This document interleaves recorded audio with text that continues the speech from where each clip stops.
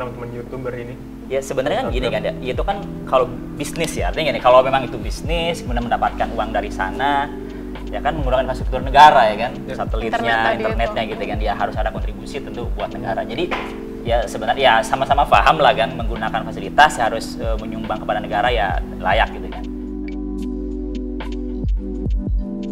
Apakah mereka akan dibuatkan undang-undang untuk berkarya seperti undang-undang permusikan, dan apakah akan dikenakan pajak? Ini menarik banget. YouTuber kena pajak. Iya, gimana tuh kalau ini? Kena pajak, semua kena pajak sekarang. Tanggapannya dari Kang ini dulu ya, Kang Gari. Yang jelas kan kita harus pertama mensupport ya. Ini kan masalah penciptaan keekonomian, karena ekonomi. Jadi selama itu menyumbang buat apa pertumbuhan ekonomi harus disupport oleh negara gitu kan. Ya ntar perkara masalah perpajakan harus dilihat dulu kan. Ini bisa menjadi insentif atau malah menjadi disinsentif gitu kan. Jadi jangan sampai kita kemudian pengen buru-buru mendapatkan keuntungan dari apa namanya industri kreatif, kemudian malah mematikan. Nah itu kan juga harus trade off dihitung sama kita bagaimananya. Cuman yang jelas pertama sekarang ya kita akan support buat teman-teman industri kreatif dalam berbagai macam hal, memudahkan mereka untuk melakukan itu, memberikan fasilitas yang layak buat mereka gitu kan.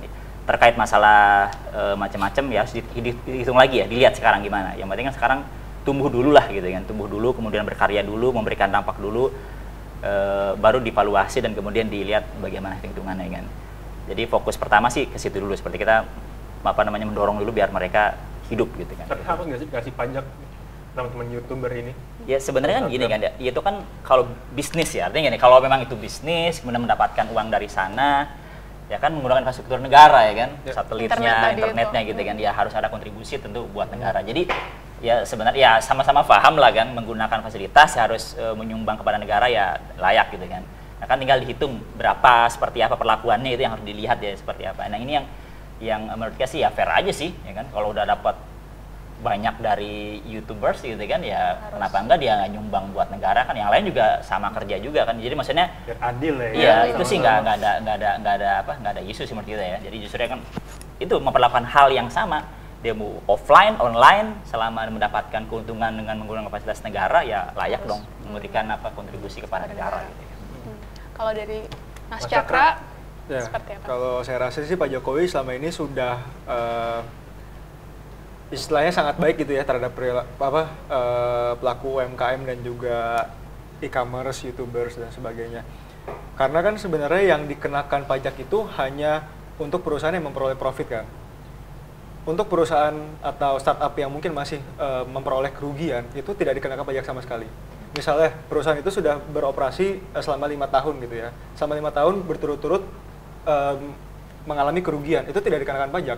Tapi next year, tahun berikutnya mereka memperoleh keuntungan, baru akan dikenakan pajak, itu pun dengan kompensasi-kompensasi kerugian. Jadi peraturan pajak yang dibuat oleh Pak Jokowi ini sudah sangat menegakkan pelaku industri bisa dibilang. Dan kemarin pajak untuk UMKM, untuk pelaku industri kreatif juga sudah diturunkan kan, dari 1% ke 0,5%. Itu bentuk komitmen Pak Jokowi untuk menumbuhkan daya saing, untuk menumbuhkan inovasi-inovasi. Tapi betul juga tadi bahwa kita semua beraktivitas di Indonesia menggunakan infrastruktur negara yang dibangun oleh pajak, kita harus juga ikut berkontribusi.